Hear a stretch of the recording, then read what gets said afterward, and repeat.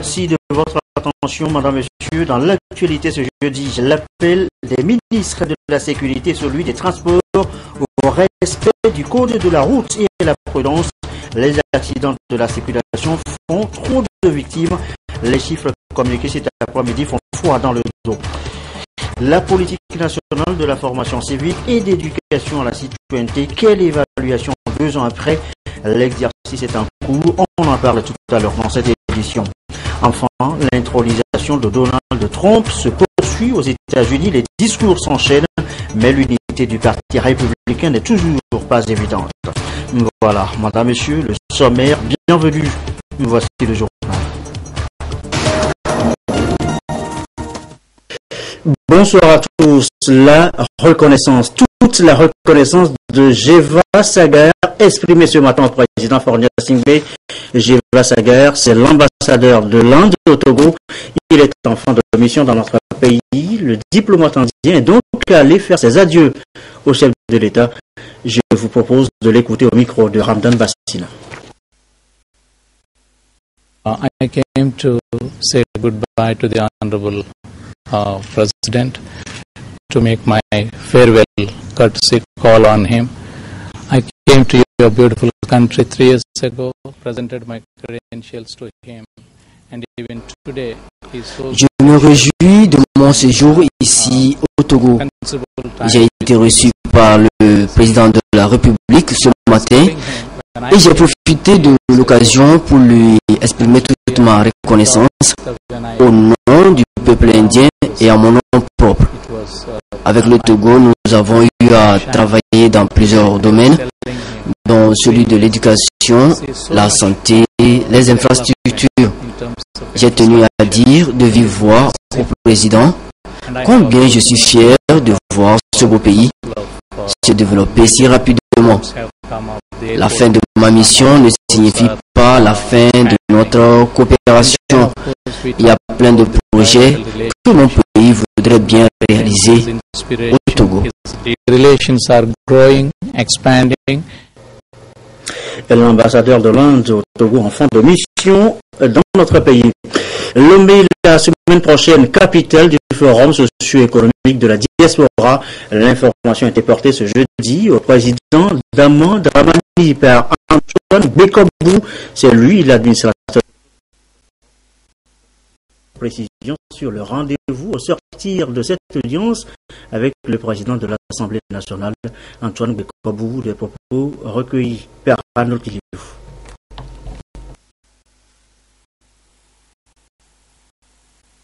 Nous sommes venus rendre une visite de courtoisie au président de l'Assemblée nationale et lui exposer un certain nombre d'objectifs par rapport au forum socio-économique de la diaspora qui se tiendra à Lomé du 27 au 31 juillet.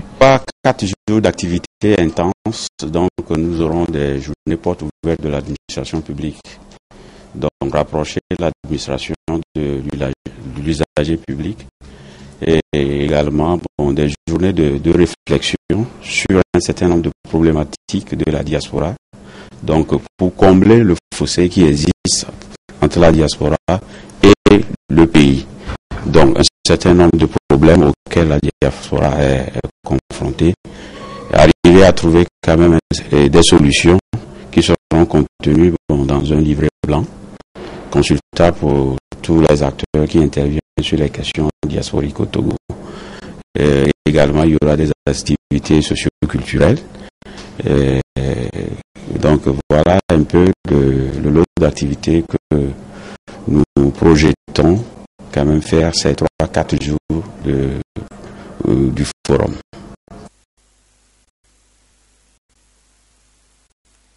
Et sachez aussi que le vice-président de la BIDC, Abdoulaye Fall, et Saturne Epi, représentant résident de l'UNFPI au Togo, était également dans les bureaux du président Dramani ce matin. Une visite de courtoisie au président du Parlement. C'était juste une visite de courtoisie, c'est pour ça qu'on est passé ce matin à rencontrer son Excellence Monsieur le Président. Vous savez, au Togo, le pays hôte, nous faisons beaucoup de choses. En tout cas, nous essayons de faire le maximum. Nous sommes dans les infrastructures. Vous savez, en matière de développement, si on a de bonnes infrastructures, ça booste l'économie. Donc, nous sommes engagés dans de nombreux projets de construction de routes, etc. Donc, le dernier projet phare que nous avons financé au Togo, c'est l'hôtel Radisson de février. Aujourd'hui, ça fait la fierté de notre pays hôte. Donc, on est dans les routes, on est sur, en tout cas, des projets du secteur privé également, pour accompagner le pays dans son développement.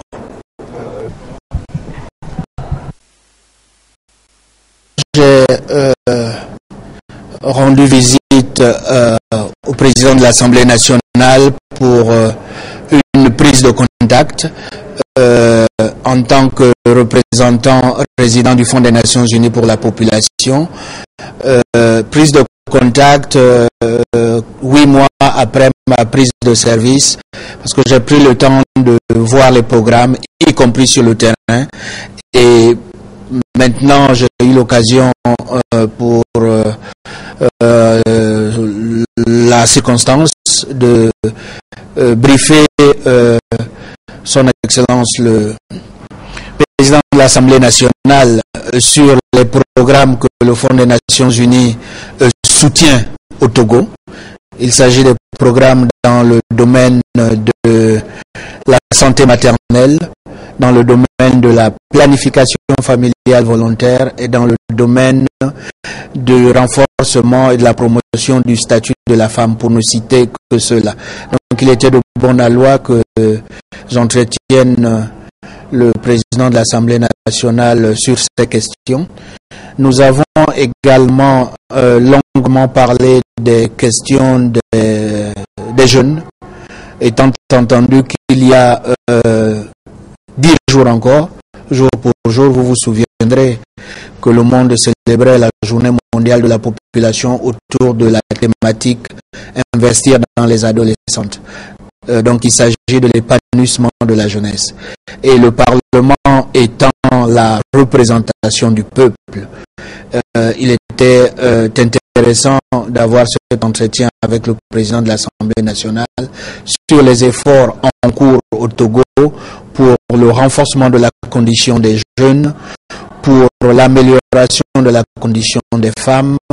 Et évidemment, j'ai saisi cette occasion pour recueillir les sages avis et les conseils éclairés du président de l'Assemblée nationale pour la continuité de ma mission dans ce pays. Et voilà, Abdoulaye Fall de la BDC dans un premier temps, Saturnin, puis de l'UNFI, ensuite des propos recueillis toujours par Arnold et Kiliwo. L'actualité ce soir, d'où l'annonce en titre tout à l'heure, nos routes sont-elles fait plus de morts au premier semestre de cette année 2016? En tout cas, vous allez l'entendre dans cette édition, les chiffres sont effrayants. Le ministre de la Sécurité et son collègue des Transports appellent tous les usagers au respect du code de la route et à la prudence. Nous reviendrons tout à l'heure sur le sujet dans le courant de cette édition. Et ce rappel d'abord à l'ordre déjà ce matin aux transporteurs et opérateurs économiques, un rappel à l'ordre pour le respect des gabarits et des charges à l'essieu. C'est le règlement 14 dans l'espace UMOA. Il n'est pas respecté par tous. Sur la nationale numéro 1, de nouvelles mesures sont donc annoncées ce matin à l'encontre des brebis galeuses. Augustin Kossi, Sylvain Raboudou.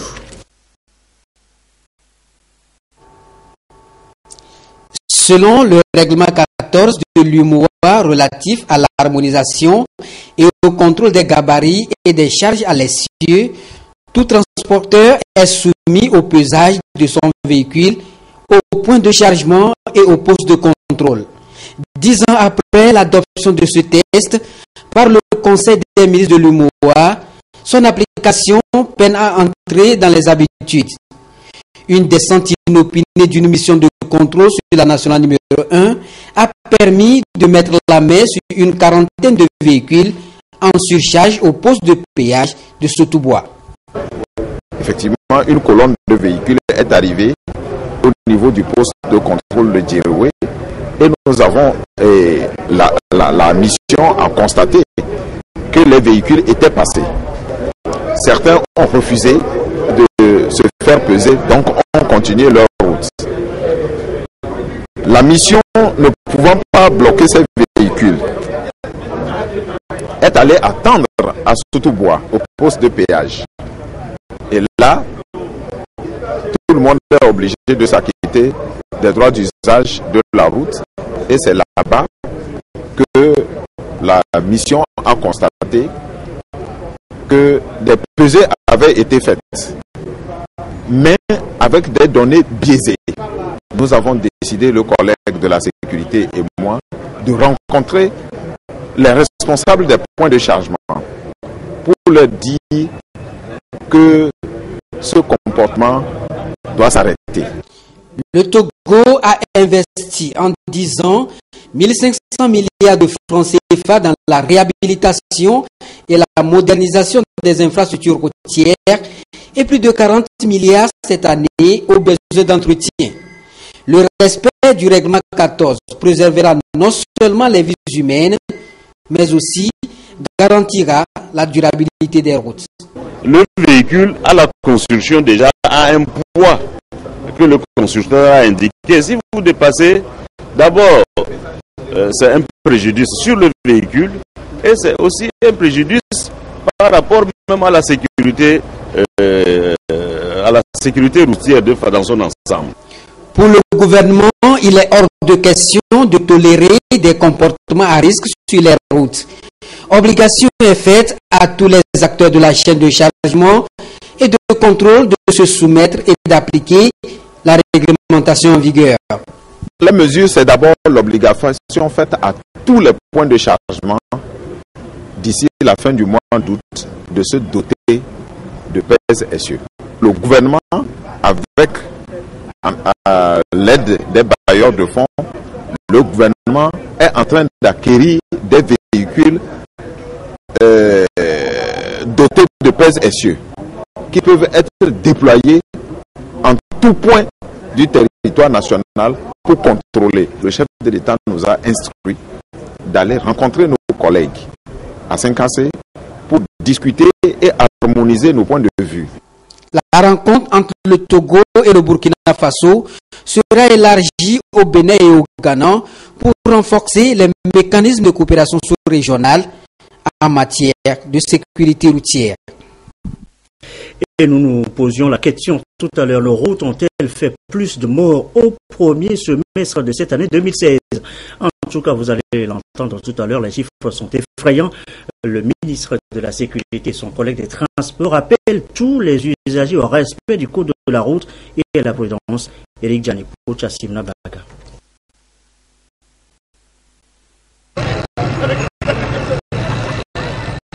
Le premier semestre de l'année 2016 a connu une augmentation sensible du nombre d'accidents de circulation au Togo, de 2206 cas ayant occasionné 219 morts et 2301 blessés enregistrés au dernier semestre de 2015. Le nombre d'accidents est passé à 3407 cas qui ont causé 239 morts et 4116 blessés sur les 6 premiers mois de l'année, soit une hausse de 1201 cas. Plusieurs facteurs sont mis en cause dans cette recrudescence des accidents. Les causes, c'est toujours l'homme. Le non-respect du code de la route, l'excès de vitesse, la circulation à gauche, le refus du port de casque, aussi bien pour les conducteurs que les passagers, le téléphone au volant ou au guidon de sa moto. 75,57% des accidents et 67,27% des décès sont dus aux engins à 2 roues.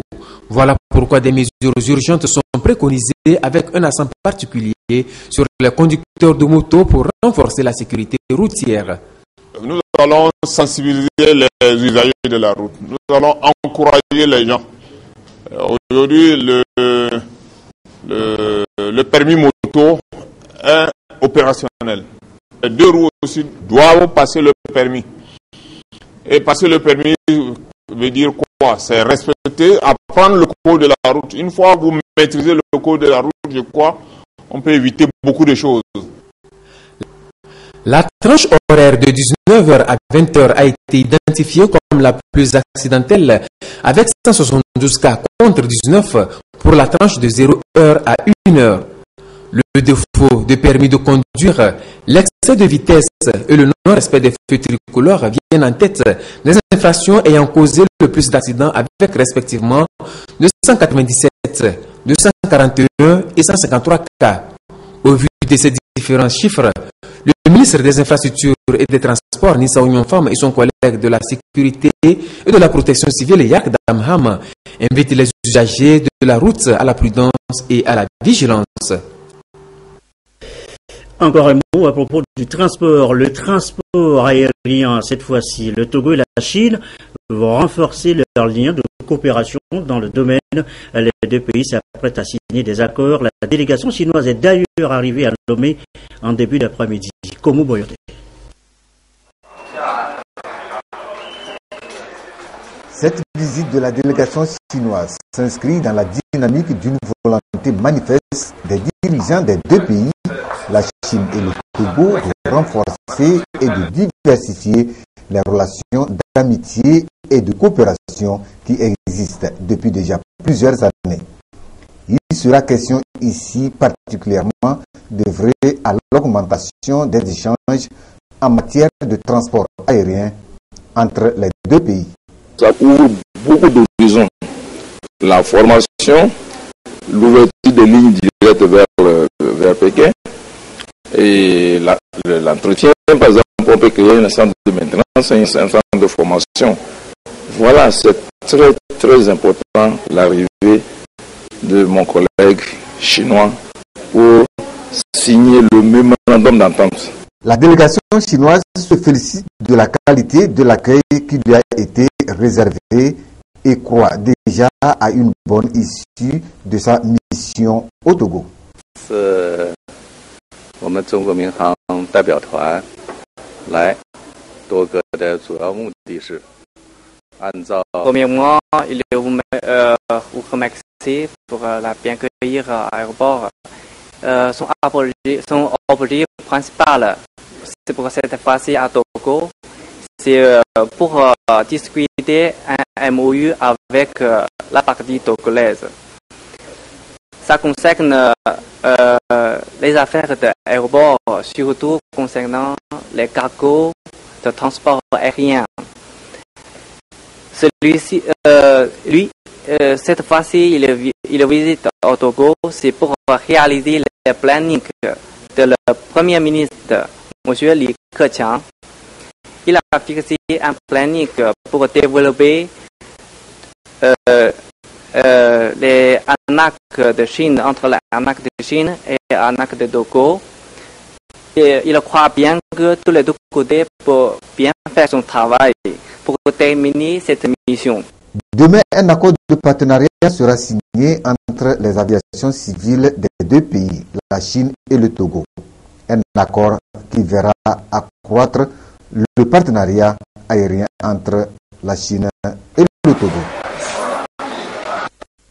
Autre sujet évoqué ce soir, l'économie, les prévisions du FMI pour l'Afrique subsaharienne créditée auparavant d'un taux de 3% de croissance.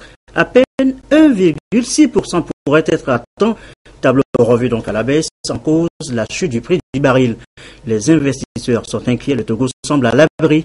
Les explications, Emi Abalo. Le Fonds monétaire international revoit sa copie. Dans une nouvelle mise à jour de son rapport sur les perspectives de l'économie mondiale, l'institution de Bretton Woods a drastiquement réduit sa prévision de croissance en Afrique subsaharienne, ramenée à 1,6% contre plus de 3% évoqué en avril dernier. Principale cause, la chute du prix des matières premières, notamment le pétrole, dont beaucoup de pays africains sont exportateurs. Les signaux qui illustrent cette baisse générale viennent des deux géants du continent. Le Nigeria, deuxième pays exportateur de pétrole, est frappé de plein pied par la chute persistante du cours du baril. Quant à l'Afrique du Sud, elle évite de peu une contraction avec une croissance attendue de seulement 0,1% cette année. Dans la sous-région ouest-africaine, les effets du malaise nigérian sont moins ressentis par certains pays comme la Côte d'Ivoire ou encore le Togo, où sont mises en œuvre des politiques économiques assez innovantes. Si le plus grand exportateur a des problèmes, c'est que toute la zone a des problèmes. Donc c'est ce qui a fait que le FMI a revu à la baisse le taux de croissance de toute la sous-région. Si le taux de croissance prévu est en bas du score qu'on attendait, il est évident que la réduction de la pauvreté ne sera pas au rendez-vous. Il est également attendu du fait que le taux de croissance soit faible. S'il est en dessous du taux de croissance de la population, le PIB par habitant va également chuter dans cette sous-région-là. Selon les prévisions du FMI, le Togo n'est pas tellement touché par cette crise, étant donné que le Togo n'est pas exportateur de pétrole. Et donc le Togo n'est pas touché. Et d'ailleurs, nous pensons que les prévisions au niveau du Togo sont assez optimistes. Et le FMI a prévu un taux de croissance de 6%. Et ce taux de croissance sera tiré par les secteurs comme la logistique, les finances, les mines et l'agriculture. Pour se maintenir, le Togo doit poursuivre ses réformes économiques et renforcer ses investissements dans les secteurs à fort potentiel afin de prévenir les chocs exogènes. L'économie togolaise est sur un bon sentier de croissance. Il y a eu d'énormes investissements qui ont été faits au niveau des infrastructures. Et nous pensons quand même que si les investissements qui sont faits au niveau des infrastructures se poursuivent également dans les secteurs sociaux, le taux de croissance attendu dans les années à venir sera assez important. Dans la théorie, il y a ce qu'on appelle le mal hollandais ou le syndrome hollandais. Et donc c'est le syndrome hollandais que subissent ces pays qui sont fortement dépendants du pétrole. Heureusement que nos pays où le Togo n'est pas dépendant du pétrole, les pays dépendants du pétrole doivent maintenant chercher d'autres sources de financement de leur économie pour ne pas pouvoir persister dans cette décroissance significative de leur PIB. La conjoncture actuelle ne va pas s'améliorer de sitôt, constate le FMI pour qui la situation va évoluer décrescendo. Pénurie de devises, faible production de l'énergie électrique, attention, les emplois sont menacés et les investisseurs sont au bord du découragement, prévient le Fonds monétaire international. L'économie, la croissance soutenue par ailleurs par le marché du travail, que dit justement le 4e rapport de l'ANPE sur l'emploi. Le document fait l'objet d'études depuis ce matin de Douaré, Antoinette Tourmao. Le rapport 2015 sur le système d'information du marché du travail, instrument technique d'aide à l'action au niveau de l'emploi et de la formation professionnelle, révèle d'importants efforts au niveau de l'employabilité et de l'auto-emploi des jeunes. Le taux de sous-emploi était de l'ordre de 25,8% et celui du chômage de 3,4%. C'est pourquoi le gouvernement a inscrit dans ses actions la problématique de l'emploi comme point d'ancrage de la SCAP. Ainsi, le rapport retrace les réalisations du gouvernement pour l'insertion des jeunes demandeurs d'emploi, notamment l'enrôlement de plus de 2194 volontaires pour le compte de 2015, le déploiement de 1000 jeunes déscolarisés, la formation de 2845 jeunes en entrepreneuriat, tandis que plus de 228 461 ont bénéficié d'un appui financier pour les activités génératrices de revenus. Nous avons eu également au cours de cette année 2015 des actions de promotion de de l'emploi au niveau du programme aide réalisé au niveau de l'ANPE. Également, nous avons les fonds comme FAEJ et autres qui ont octroyé des crédits aux jeunes pour leur installation. Il y a des études et autres qui sont déjà, certains sont déjà envisagés. Je prends l'exemple des études sur les besoins en compétences de l'économie. Donc ces études sont déjà envisagées. Et puis le suivi et même des diplômés et autres pour permettre d'avoir des informations nécessaires, que ce soit sur la formation, que ce soit dans le domaine des métiers, pour mieux orienter ces jeunes dans leur choix de formation et également au niveau de l'insertion sur le marché du travail. Malgré ces acquis capitalisés pour le compte de la promotion de l'emploi en 2015, des défis restent à relever. Orienter les apprenants vers les secteurs porteurs, inciter beaucoup plus de jeunes à l'entrepreneuriat, revoir les curricula d'enseignement afin de renforcer l'employabilité des jeunes. Ce rapport, après validation, sera soumis aux décideurs pour plus d'engagement en matière de formation professionnelle et d'emploi. La formation civique maintenant, balayer régulièrement devant chez nous, ne pas insulter les autres usagers dans la circulation, respecter le code de la route et la chose publique. L'État nous demande de revenir à nos valeurs, d'être bons citoyens. Est-ce le cas depuis 2 ans maintenant, depuis le lancement de la politique nationale de la formation civique? Une évaluation est faite depuis ce matin avec l'approche des médias. Charles Moussimi, pour nous en dire plus. La presse togolaise mise à contribution dans l'éducation civique des populations. La direction de la formation civique invite les chaînes de radio et télé, les organes de presse écrite et les médias en ligne à entreprendre et accentuer leurs différents programmes d'émissions et autres productions sur la promotion des comportements citoyens en vue de contribuer à l'avènement d'une société meilleure, imbue des valeurs républicaines. Nous avons une rubrique à Radio Lomé qui parle déjà du civisme.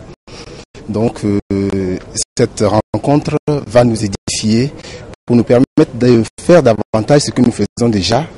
Quand on sait que au Togo, aujourd'hui, ce que nous remarquons sur les rues, c'est vraiment criard, les insultes, le comportement citoyen, on a perdu les repères. Cette formation vient en point nommé dans la mesure où elle nous permettra d'aller encore plus de l'avant, de nous encourager davantage dans ce que nous avons déjà commencé par faire il y a un bon bout de temps déjà, à savoir une rubrique consacrée aux valeurs civiques et citoyennes au Togo. Nous avons pris l'engagement de sensibiliser davantage la population dans ce sens-là. Le ministre en charge de la communication et de la formation civique a invité les médias à une forte implication pour gagner ce pari. Le citoyen togolais est très friand des médias et plus particulièrement des radios. Vous savez tous comme moi que quel que soit le hameau le plus reculé du pays, il y a toujours quelqu'un qui a une radio qui est allumée. Nous vous exhortons à œuvrer au quotidien à l'éveil de la conscience des populations en renforçant la production et la diffusion d'émissions, d'articles, de sketchs, de spots, bref, de tout élément de sensibilisation de nature à faire du citoyen un être toujours enclin à agir pour le bien de la cité, conformément à la vision du chef de l'État, de faire du Togo une nation moderne, forte, unie et prospère.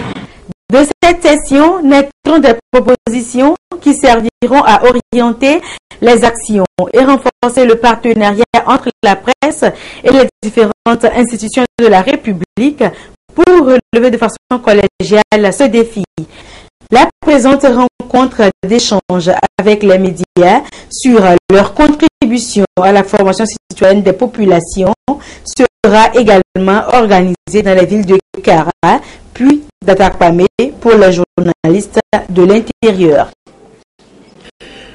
À l'étranger, l'intronisation de Donald Trump aux États-Unis se poursuit. Les discours s'enchaînent, mais l'unité du Parti républicain n'est toujours pas évidente. À retenir de cette journée le temps fort, le discours du candidat malheureux Ted Cruz. Et le moins qu'on puisse dire, eh bien, Cruz n'a pas joué la carte du rassemblement. Regardez. Il était censé apporter son soutien à Donald Trump. À la place, le candidat malheureux à l'investiture républicaine Ted Cruz lui a infligé un énorme camouflet. Si vous aimez notre pays et aimez vos enfants autant que je le crois, alors levez-vous, parlez et votez en votre conscience. Votez pour le candidat du camp qui, selon vous, défend notre liberté et est fidèle à notre Constitution.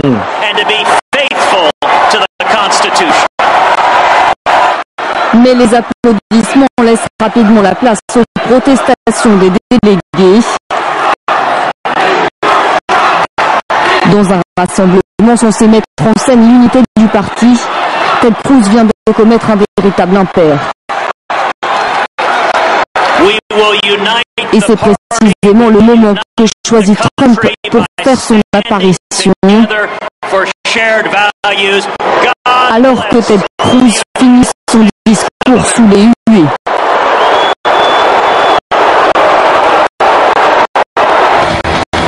Un affront que le colistier de Donald Trump va tenter de faire oublier quelques instants plus tard.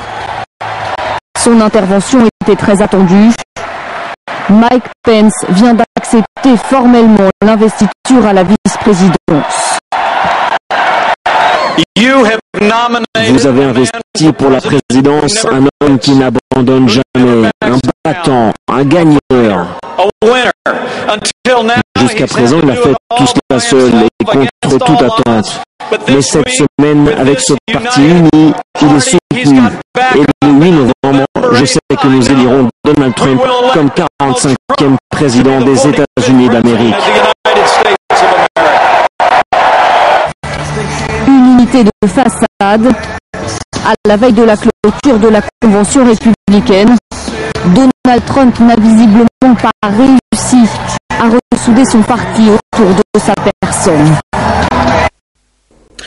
Et le grand oral pour Donald Trump, eh bien, c'est pour tout à l'heure. Il prononcera dans quelques instants un discours attendu par plus de 20 millions d'Américains en jeu, convaincre et ressouder un parti plus que jamais divisé. Il est 20h27. Bonsoir Claude Amand. Bonsoir. J'espère, eh bien, c'est vous dans cette édition et on parlera d'abord des Jeux Olympiques de Rio 2016. C'est dans 15 jours. Notre pays sera représenté par 15 athlètes. Les préparatifs vont donc bon train sur le plan administratif aussi. Hier, les réunions se déroulent au siège du Comité national olympique du Togo pour faire le point à quelques jours du départ de la délégation. Alfred Kolani y était. Sensibiliser, orienter, informer, c'est l'exercice auquel se sont livrés les responsables du Comité national olympique du Togo. À une semaine du départ du gros contingent et à 16 jours du début des JO, tous les sujets ont été abordés. Les accréditations, l'enregistrement des athlètes, les assurances, les vaccinations, le visa, la vie au village olympique. Sur tous ces points, les démarches ont beaucoup avancé et les signaux sont pratiquement ouverts. Le Togo est pratiquement prêt. Il nous reste quelques petits réglages. Notre volonté, c'est que le Togo puisse participer à ces Jeux qui se font seulement une une seule fois tous les 4 ans. On n'a que 5 athlètes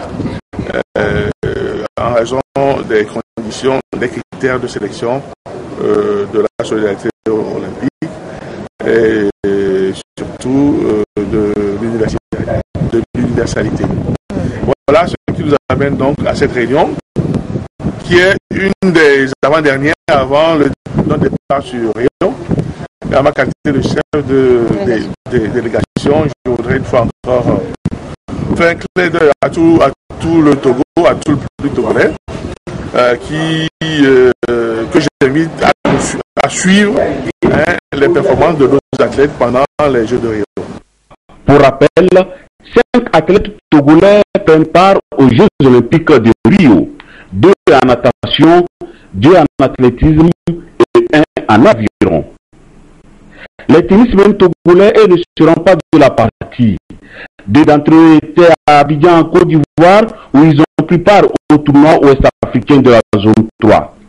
Akako Désiré chez les cadets a arraché l'or, tandis que chez les juniors, Assou Boris s'en est sorti avec une médaille d'argent. Ils sont allés présenter leur moisson au Comité national olympique du Togo et montrer la voie à suivre à Rebecca Kossi et aux 4 autres athlètes qualifiés pour Rio 2016. Toutes mes excuses pour la qualité quelque peu défectueuse de ces images. Justement, par rapport à ces préparatifs, à la fin de Colani recevra samedi dans une émission spéciale Auguste Dogbo, le président du Comité national olympique du Togo, pour plus d'amples explications. Et on va boucler cette page des sports, notamment avec un sujet multisport qu'avons-nous exactement au menu. Hier soir, nous avons du football avec le transfert officiel du milieu international français Paul Pogba à Manchester United pour un montant de 120 millions d'euros et du cyclisme du Tour de France où le Britannique Christopher Froome est en passe de gagner la grande boucle. Bien. Allons-y, si on va... Un autre Français va détenir le titre honorifique de joueur le plus cher de l'histoire. Exit Gareth Bale. Dans les prochaines heures, Paul Pogba devrait rejoindre Manchester United pour une indemnité de transfert avoisinant les 120 millions d'euros.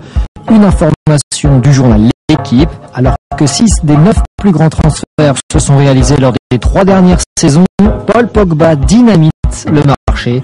Comme l'ancien meneur des Bleus, la pioche quitte donc la Juventus qu'il avait rejoint sans contrat à l'été 2012.